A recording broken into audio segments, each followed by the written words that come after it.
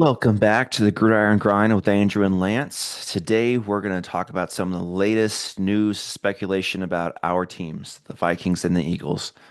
But first, just want to touch on this really strange article I read, and I didn't really understand what's going on. I don't know if it's the same thing's happening over where you live, Lance, but where I'm at, apparently there's like some strange collection of like thievery happening at our police stations, to where these burglars, if you will, come in and steal all the toilets out of the police stations, and the cops are just they have nothing to go on.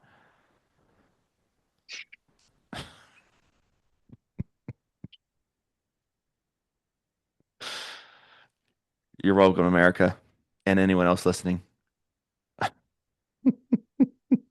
I promise I don't help write these jokes, America. Oh, Oh good man. times. There's a scale here that you go for it. You go for cringe or you go for laughs. That was a cringe joke. You're welcome. Oh man. Good for you, buddy. I'm happy for you, I guess. Well, Andrew, should we shift to actually what we're here to talk about, which is NFL news? We can definitely do that. Where do we want to start? Because I think there might be some like articles out there about Jalen Hurts that you might want to touch on, and then Kevin O'Connell and our interim GM Brzezinski had some interesting comments as well for us. So where do we want to start? We left off on AJ Brown. Maybe we'll start there Let's do it. Let's just do to it. kind of flow things. I think we Sure. can be brief about this because we talked about how at the owners' meeting that Howie Hmm. Roseman said that AJ Brown's an Eagle. He only said that. He didn't say now. He didn't say for the Hmm. time being. He just said AJ Brown's an Eagle. So leave it for what you will, what he has in store for AJ Brown and the team. But um, I think the Eagles would prefer not to trade him. And I think part of the thought that High Roseman has is let's make the offer so incredibly high that it is Hmm. more likely that we do keep him. And I think that's a good strategy. You shouldn't want to get rid of your best players. You shouldn't want Absolutely. to get you should definitely make sure it's worth it for your team. So I think it's a good strategy on Howie's part. But I think the Eagles are going to try their best to not get rid of him. And they're going to try their best to Hmm. keep him. And um, I don't know if that relationship is irreparable. I don't. I don't think that it's something that it's like we can't come back from. I mean, they won a Super Bowl, right? We can do this. Like we can make it work. It's possible. Yeah. Um, so we'll see. I just think right now, as I said before, I think AJ Brown stays. If he leaves, I would say he leaves for a 2027 second round pick and a 2028 first round pick. Okay. That's my guess. So You're kind of we'll see. thinking that this year's draft's kind of done. Like no, these selections are kind of already. No one's going to trade this year's anymore. I think the Eagles have shown evidence that they don't care about when the draft is. They want the right value for the round. No, almost like next year's draft's better, huh? Hmm. Such a jerk. I'm not saying that that's what drives everything. I'm just Hmm. saying that um, I think that this is more about value of the pick. You get the right value of the pick. I mean, the third round pick the Eagles have right now from the New York Jets coming into this draft was because a few years ago when they traded Hassan Reddick, they insisted that they wanted at least a third round pick. Hmm. So I don't know if that's really drafts, like the next year draft mentality. It's no, we're going to get the right value for what we wanted. And if we have to wait for that value, that's fine, but we're getting the right value. Hmm. That's where I think it comes down to. So I don't even know if necessarily it's like, oh, 28 looks better. So therefore, let's ask for the first round pick then. I think it's more, we realize teams are not going to give us a 2027 first round pick. Fine, bump out a year, but give us a second round pick this next year. I think that Hmm. that's more of the mentality is wait out for the right value. Which I guess maybe there's a tiny overlap with thinking that maybe the next year's draft could be better, but I don't think those two are correlated. I don't think it's Sure. or connected. I think they might be correlated, but I don't think they're connected. So Hmm. Yeah, that's where I'm at right now. I think that AJ Brown stays. Maybe this next offseason. I think that could be something that makes far more sense. The Eagles would be able to trade AJ Brown. There's no cap constraint, and therefore there's a direct incentive to trade AJ Brown because they could take money off of their books. I think that Hmm. makes more sense. The one thing I've heard people point out is that if the Eagles did trade AJ Brown 2027, 2028, 2029, the books get a lot better for the Eagles in terms of their salary keeping. And I think that that's very true. But if I'm Harry Roseman, why would I trade AJ Brown now when I could get the value of an entire season with AJ Brown and then trade him next offseason? That's what I would do. That to me, I think makes more sense if you can get all parts to work. So that's what I Hmm. anticipate. That's what I think the Eagles will do. We'll see if that actually happens, though. Yeah, yeah, and I'm right there with you. I don't think Howie got the offer he wanted. Like he wanted to be blown away, which that's what a good GM should want. Is yeah, you want the player, you got to send me a lot, and no one was willing to part with as much as he wanted this offseason. So it's like, sure, he's on a contract, he's an Eagle. We'll see if anyone wants him next year, kind of a thing. Yeah, So yeah, I would anticipate it's if I was going to give it like a percentage chance, I would say it's like a 80% chance he's not being traded, and that 20% chance of someone's desperate, like, okay, fine, Howie, we'll give you what you want, kind of a thing, and gives like two first round picks, like one this year, one next year, something crazy like that. I think that's what it would take to get AJ Brown off of the Eagles right now is like two ones in some combination of future, this year, all that above. And I don't think anyone's willing to do that right now, but maybe someone's going to get desperate. We'll see when it gets closer to the season. yeah. I mean, it's possible. I don't think it'll happen though. Yeah. I think we've gotten to the point where they've measured the market, they tested it out. I don't think they had to be blown away, but it has to be close enough to think about it. Because that third Hmm. round pick value for Hassan Reddick was like, and it was 2 years in the future. Like it was not incredible value, but Howie has to think about it and really go, okay, I think I can justify this. Hmm. And that's the hard part is if you're not getting that value, then it's like can't make that deal. You Yeah. don't make bad deals when you don't have to. Like some people might say the Sidney Brown trade was a bad trade on the Eagles' part. I don't think so. I think it was a good trade. Sidney Brown Yeah. is That not was Chase fair. Brown. Yeah. He's not Chase Hmm. Brown. And And the you upgraded your draft picks in each round. So yeah. yeah. So I don't think it's yeah. I think that they've gotten the best offers they'll get, and I think they'll move on, and I think they'll be fine. And we'll see how it weighs out for the rest of the season. But yeah, I think that's it on the AJ Brown front. Anything else you want to talk about that part? I don't think so. I don't think so. I think we're good to touch on other Eagles news and some other things that you might have to get off your chest about what people are saying out there. So the floor is yours, sir. Um, I'm assuming you're referring to the Jalen Hurts hit piece, right? I think that that's fair to call it. It's a semi hit piece on the quarterback. I mean, that's what these people get paid for is to say stuff controversial and get clicks. So, You know what I hate though? I shared it with you, and there's an article that was done by Bleeding Green Nation, which honestly I tended to like. I don't know about you, but I like blogs more than I like news sites for following sports news. I feel yeah, like I can see that. I feel like you get meatier substance, like Yeah. statistics and breaking down issues with teams, like in general. Like if I go to the Vikings website, if I go to the Falcons website, Hmm. whoever it is for blogs, I tend to find that there's more content to dig through. They also do one other thing I love at the website I follow, Bleeding Green Nation. They have a thing called the link, and it's cool. They call it the link as an LINC Mm. because the Lincoln Financial Field. So that's why they call it the link for like other links to their websites. Sorry, tangent. Stop. Moving on. Um, but they talked about some of that stuff. But ESPN came out with a piece, and it's nothing against Tim McManus. Tim McManus is a good reporter. He's just Yeah, reporting he's the what Eagles guy, right? yeah, he's just reporting what he's hearing. And that's really what Hmm. he's saying. This is what I'm hearing. This is what I'm seeing. And that's all great and good. And I will dig into it in a minute. But the part that makes me frustrated is Bleeding Green Nation put out a piece that is way more in depth on why the Eagles' offensive line was so bad last year. Hmm. And it got not near as much traction as the Jalen Hurts piece did. But granted, I like haven't read through and like delved into every part of the report. I have read the report, but I haven't like really studied it the same way as the Bleeding Sure. Green Nation one. Um, I just get frustrated by, symptomatic feelings is nice. It gives you a little bit of an idea of how people are feeling, but it tells me nothing about how much accountability someone deserves. I would have appreciated a piece that was like, here's the breakdown of interceptions. Here are moments that the team is saying, or team like sources are saying, are directly on Jalen Hurts. Here's why the Hmm. interceptions happened. Or here's a play that there should have been a touchdown. Jalen Hurts didn't look in the right spot, missed it. Touchdown was taken away.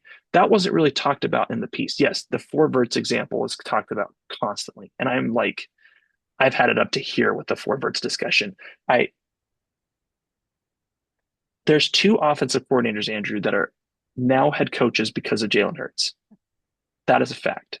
If Jalen Hurts wasn't a part of the team, they are not. I mean, look at Saquon Barkley. Did Saquon Barkley help make anybody a head coach before he was with the Eagles? I would say no.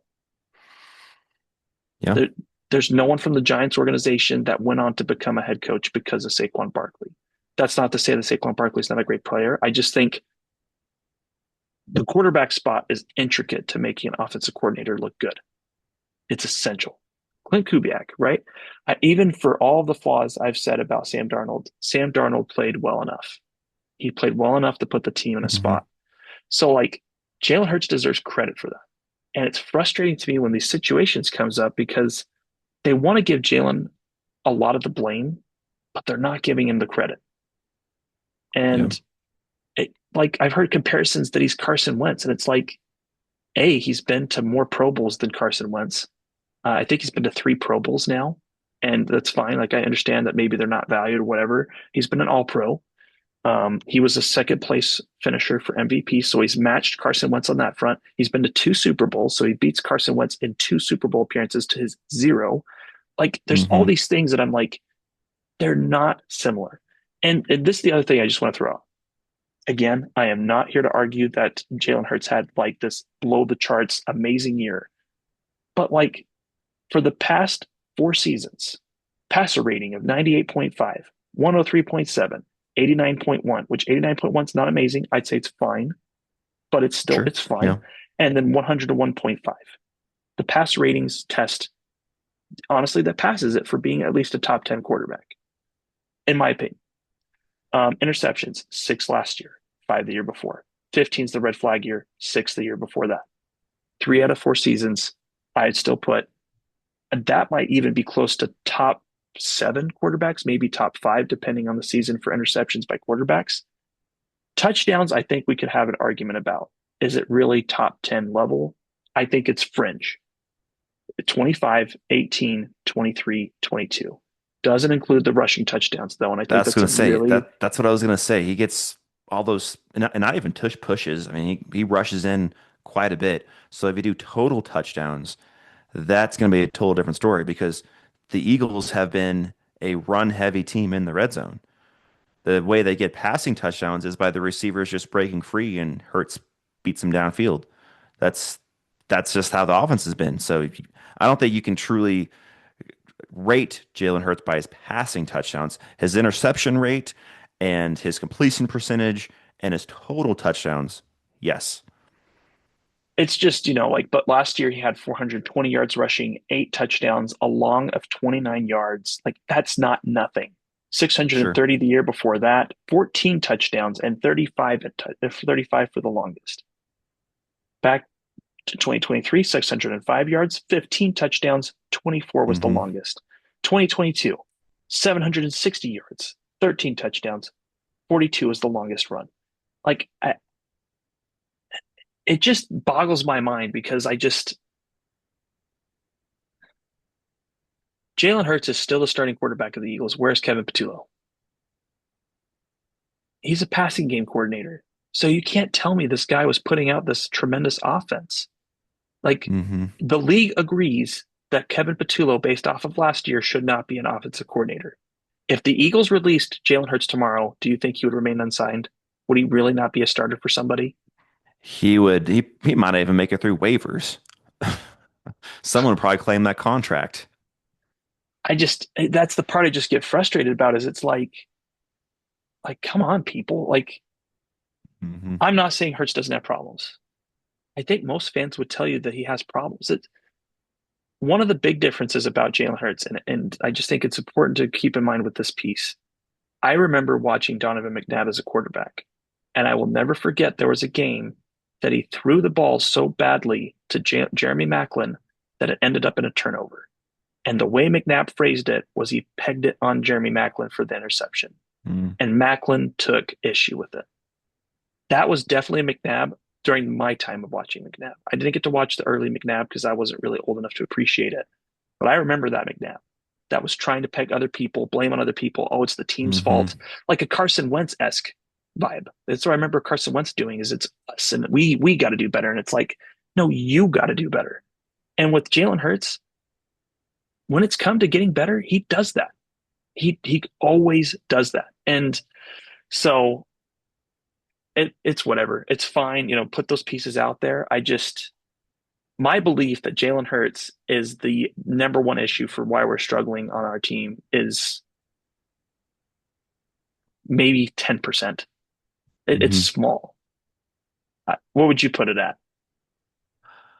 I would say the number one issue last year was the offense coordinator.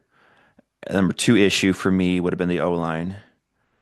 Number three issue would have been, I think there were quite a bit of drops. And then number Oh four man. issue would have been Jalen Hurts. That's where I would have put it in that line. I think the only thing that played well most of the year last year was the defense. Even if the secondary had some holes, that was just talent. And you can't ask someone to play better than what they can, so to speak. You can ask them that, but it won't happen. So I'm not going to put like the secondary as one of the problems. They just don't have the talent. So that's just is what it is. I think the defense overall played really well. So I'd put Jalen Hurts as the fourth reason why the Eagles struggle in off like as a team and or on offense. And to me, I think that that's fair. And the only other one I would throw in is, does Nick Sirianni end up as like the offensive coordinator slash head coach? Is he a different part of it? So, but Sure. that's like, Yeah. that's subjective, right? And it's Hmm. semantics. But I think that it's clear in my view that I think that Hurts is going to get more of the criticism because he's the quarterback. He's going to get more Right. appreciation, at least in the Philly pocket, when he succeeds. And I think we're seeing a down year. Everyone will agree with that. The 49ers loss was disappointing. Should not have happened. Hmm. We should have played better. But I think he's got to be the quarterback of the future. Jeffrey Lurie has stood behind him. I agree with him. I don't think he's on the hot seat like some people are talking about. Um, but I think he's played just fine. I think he has been a good quarterback for the Eagles. I really do believe that when Jalen Hurts eventually leaves the Eagles, whether it's by retirement or whether it's because he goes to another team, we will look back and miss this era. Hmm. I really believe that. I really believe we will miss how hard of a worker he was. And I just don't get it though, man. Like, but you have all this reporting about AJ Brown getting trading right. Where are the reports about why AJ Brown is dropping these balls? I remember in the NFC wildcard game that there was like three drops, and I'm like, how did he drop each of those balls? Like, Yep. what's going on? Is there anything about being mentally checked out? Is there a new book he's reading? Why is Jalen Hurts the spotlight? Like, that's the part that drives me Hmm. the most nuts. Is it's like, where's the Hmm. articles about offensive linemen at the national level? Um, did you see in that Doesn't piece? get the clicks. Doesn't get the But clicks. It's the it, it quarterbacks get the clicks. it just drives me nuts because where did it say they were in that piece? Um, but I think that they said that Landon Dickerson was the 30th graded offensive lineman. Do you remember reading that?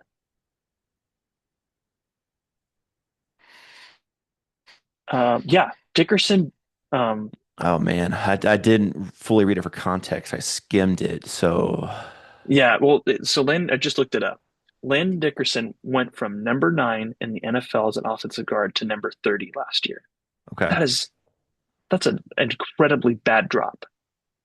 Cam Jurgens, I think, went to it's a big drop. 16. Mailata Hmm. went from 2 to 10. Johnson went from 7, or no, I think he went from 2 to like 11. I mean, those are big drops, like really, really big drops. in terms of where Hmm. they're being ranked in terms of how good they are. You got to have better play up front. You can't win if your offensive line is not doing their job. And so it just makes me Yeah. mad, man. I think this is what makes me the most frustrated is if you did a piece criticizing everyone on the team, like on that offense for last year, I'm good with it because it's like I can agree with that. That is fair. Hmm. There's enough blame to go around. But what makes me mad is these puff pieces that's like making it out that Jalen Hurts is like the culprit. You know, he's the Scooby Doo bad guy Hmm. that Fred's going to come in and pull the mask off and be like, oh, it was Jalen Hurts. And I think that's a very simplistic argument. Yep. Yep. So, There's 53 guys on a roster. You can't say one guy's the problem unless the other 52 are all Pro Bowl players. well, I mean, and the other thing is like, how many plays last year can you look at and go, man, Jalen really cost the Eagles the game? I can't think of one right now. I mean, Jalen was the reason why the Eagles won the game against the Vikings. He threw some killer accurate deep Oh, bombs. the Rams game, I'd say the same thing. And Hmm. I a few years ago when they played the Jets, the game will always stick out in my mind as this was a low moment for Jalen. It was 2023, and the Eagles had the ball. They should have been able to just keep the ball and run out the clock. Throws an interception and totally Hmm. changes the game. But that doesn't happen with Jalen very much. It really doesn't. And I don't know, man. It drives me nuts. I think that Jalen Hurts has been a pretty good. And by the way, I just looked up touchdowns. He was ninth for touchdowns last year. He was eighth for interceptions. Like he did fine. He did fine. You would love that quarterback play on other teams. So Hmm. we'll see. I'm not saying there's not issues. I'm not saying Jalen can't get better. I think we had a wimpy offensive coordinator. I don't think we had a.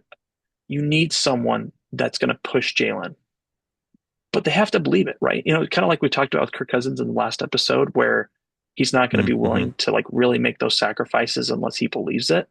Well, I think a player is not going to be willing to listen to their coach unless they really believe that coach knows what they're doing. I don't think Patullo knew what he was doing. I think it was obvious. He seemed to be way in over his head, and we certainly didn't have the same exact issues with Kellen Moore and Shane Steichen. Hmm. It was much cleaner offenses. So take that for what you will. Yeah. Yeah, I agree. It's just the people at ESPN, they just want clicks. That's all it is.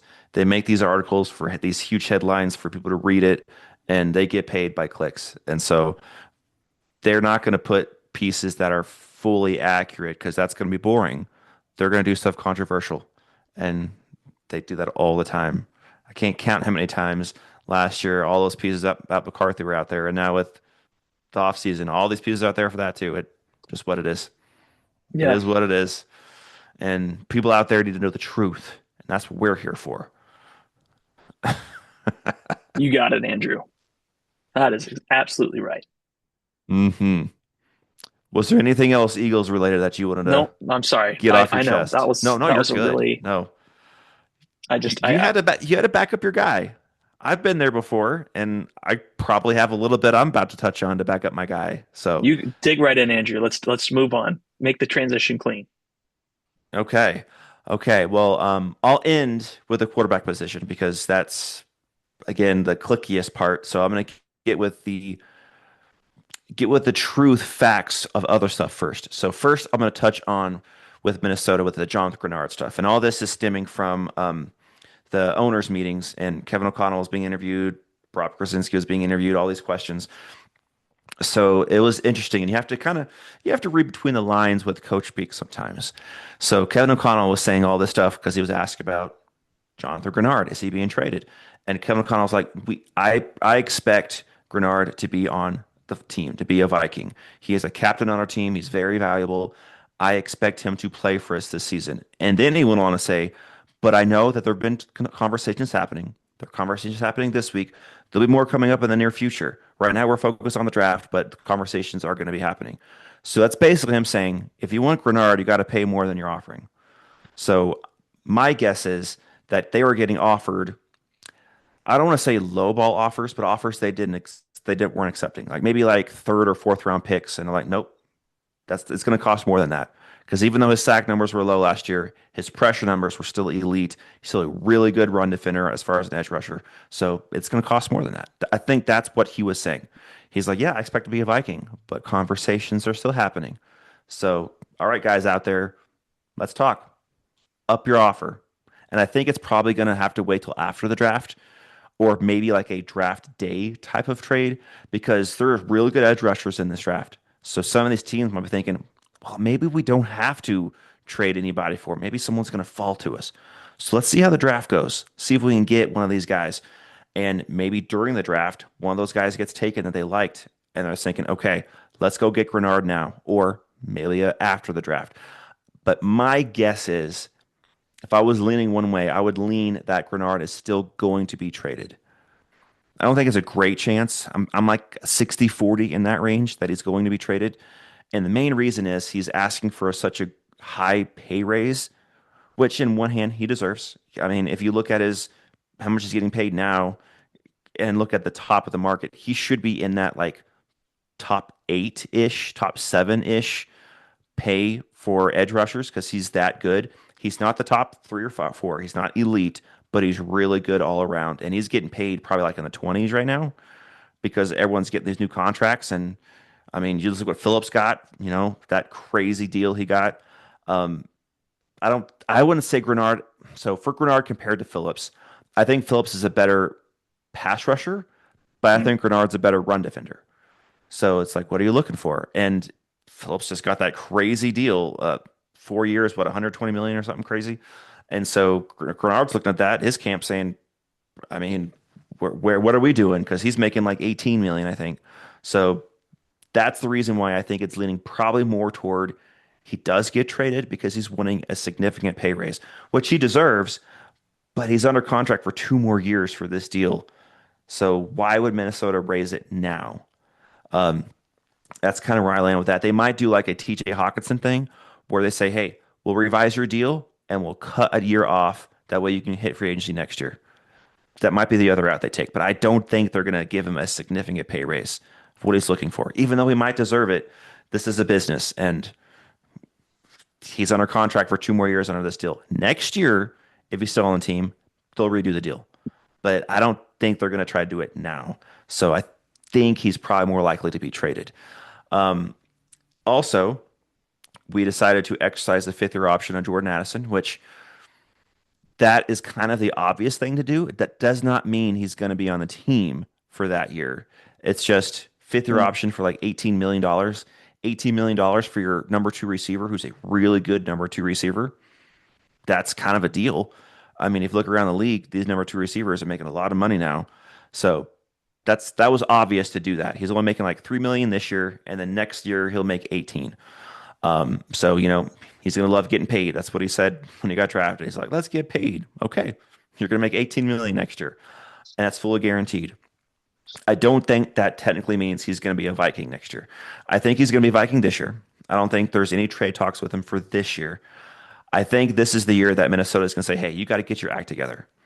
And if he doesn't, we're just gonna trade him for probably pennies on the dollar. If he does get his act together and he has a breakout year, he still might be traded because his value would be really high. Like, hey, you get this awesome receiver who could be a one on some teams at $18 million. What do you want? We'll give you a two. We'll give you a one. I don't think you get a one, but we'll give you a two. Sure.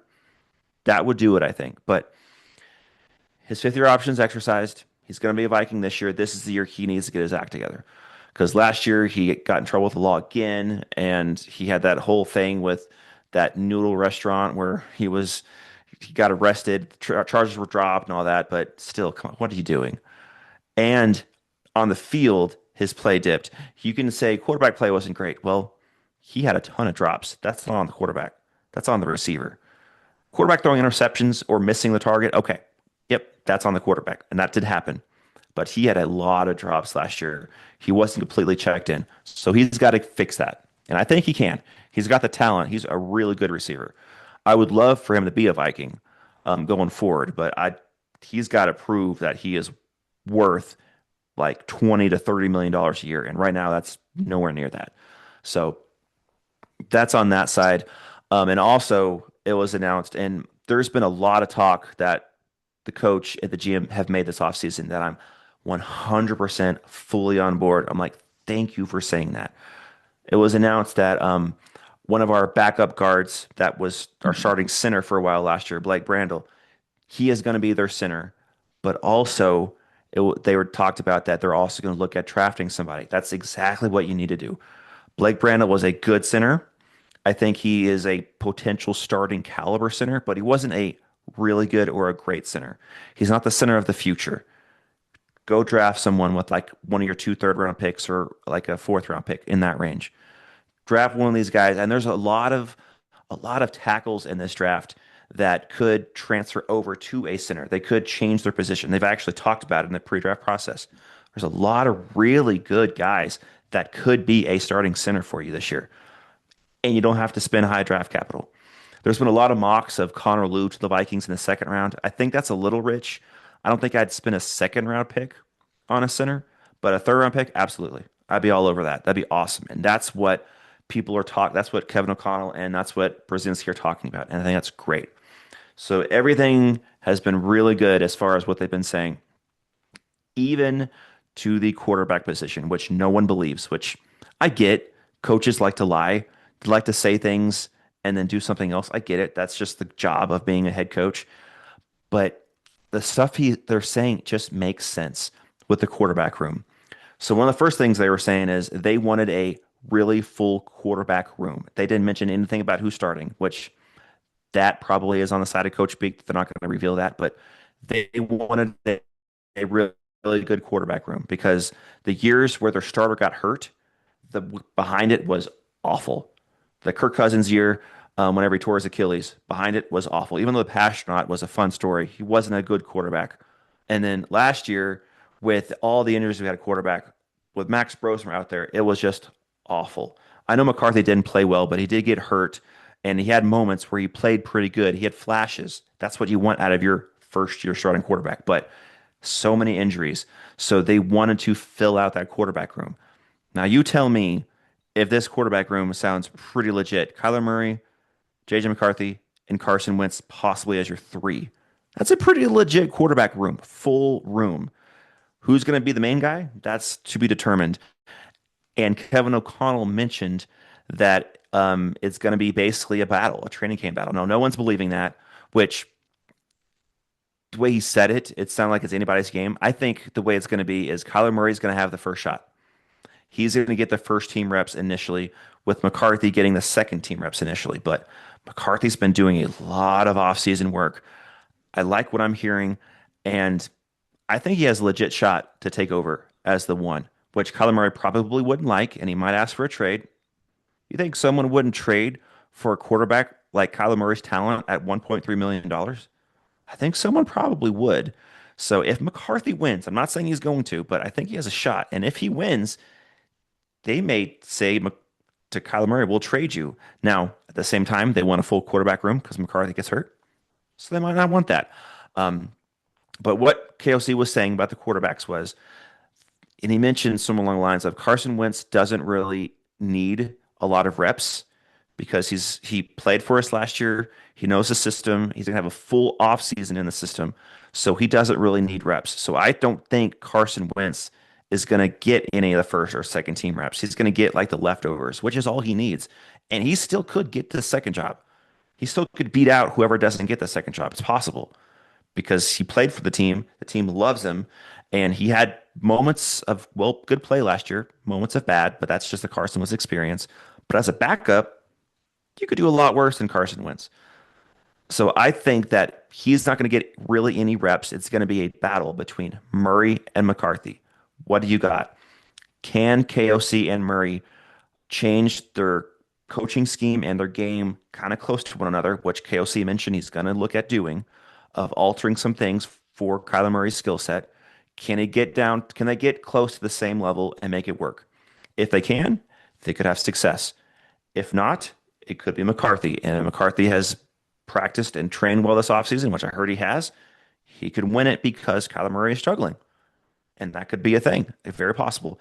Um, so I am pulling for my guy JJ. Wearing my shirt today. I think he has a legit chance, but I think the odds and the starter for now will be Murray. He's gonna get the first crack at it because he's proven he can do it in this league before. Now it's been up and down, and recently it's been more down than up. And the way KOC has his system initially, that's not a Kyler Murray system, but KOC said the right things, saying that he needs to adjust some of his calls. And I think the Frank Smith hire is getting a lot of bypass, and no one is talking about it. I think this is the hopeful part of me, but I think they are going to focus more on the run this year because Frank Smith, the run game with the Dolphins have been great. It's been awesome. It's been a zone concept, which the Vikings want to run. And he's been really good at getting the O line and the run game going really well with A-Chan and all that. And Minnesota's been talking about they're going to draft a running back in this draft. I don't know. There's signs pointing to Minnesota's going to be more balanced, focus more on the run, and maybe Kyler Murray and shotgun, maybe do a lot of run out of shotgun because that's also what they did over the Dolphins. So I don't know. It's very interesting. Very interesting that KOC is mentioning that he is going to adjust some things. He is going to maybe push a little pride to the side and do what's best for the team. Maybe that's me being hopeful, but that's what he's saying, and that's what needs to happen. So it sounds really good. They're saying all the right things. I like what I'm hearing. And if Kyler Murray wins because things got adjusted and he fits the system, awesome. We were literally one game away from the playoffs last year with bottom five quarterback play. If Kyler Murray doesn't fit the system, which the system as it's designed right now, he doesn't, and JJ McCarthy has played really well in the offseason and he looks great, awesome. We're rolling with McCarthy. But the bottom line is only McCarthy is under contract next year. So we're not getting rid of him. And even KOC mentioned that McCarthy has not mentioned anything about wanting to be traded if he is not the one. That McCarthy is locked in to getting better and being a Viking. So everything that's been said was great. I like what I'm hearing. We'll see who wins the camp battle. I think Murray has the best chance. He doesn't get the first crack at it, but if he can't fit the system, if he doesn't have any chemistry with the guys, and McCarthy's looking great with the second team, I think McCarthy will get it. We'll see what happens. But I like what I'm seeing. I like what I'm hearing. Yeah, I mean that all makes sense. I'm still having a hard time though. I don't know whether to trust Kirk or Kevin O'Connell with like, is he really going to pare down the That's totally offense? fair. That's totally fair. I mean, this might, like I said, it might be a hopeful part of me, but why would you hire your assistant head coach to be Frank Smith if you weren't going to listen to him? And why would Frank Smith agree to be your assistant if he knew you were not going to listen to him? So it just, I don't know. I'm hopeful. I'm hopeful. Well, it would be great if it worked out, man. I would be happy for you Hmm. guys and being more competitive. And it's interesting. I mean, I think that it's an interesting situation for the Vikings. I mean, with the contract you signed with Murray, I think it's fine. It's a fine Hmm. gamble. It's not excessive.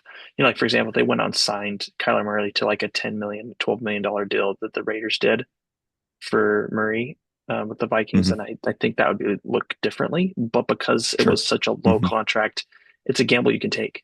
You have the cap Absolutely. space. It's fine. Um, Hmm. so I think that that makes it palatable. So yeah, we'll see what happens. Yeah. Yeah, and everyone is basically saying that the job is Murray's. What everyone talk about a camp battle, and I don't think that's true. I don't think that's true. I think it's gonna be a camp battle. Maybe like leaning toward giving Murray an edge over McCarthy, but McCarthy shows off and shows out, and Murray struggles. I don't think they're just gonna give it to Murray. I think McCarthy has a shot to win this. It's not the greatest of shot. I would say right now it's like 70-30 Murray to McCarthy being the starter. But McCarthy's not out of this. And he has the type of mentality that if he needs to prove it, he will prove it. So I'm still rooting for my guy. I'm an OU fan, so I know Kyler Murray very well. He has a lot of talent, but I never thought he had that it factor. I Mm. don't know. And I think McCarthy has that it factor. He just didn't show enough last year to truly trust him, which I completely agree with. He had a lot of moments of bad play, but then if you pay attention, I was like, wow, did you see what he just did there? That was awesome. And just his personality is just so magnetic to everybody, and it's such a great leader. So I don't know. We'll see what happens. I'm interested to see how this camp battle goes, and I'm super excited for this draft because everything that Minnesota's been saying is they're focused on actually drafting well this year.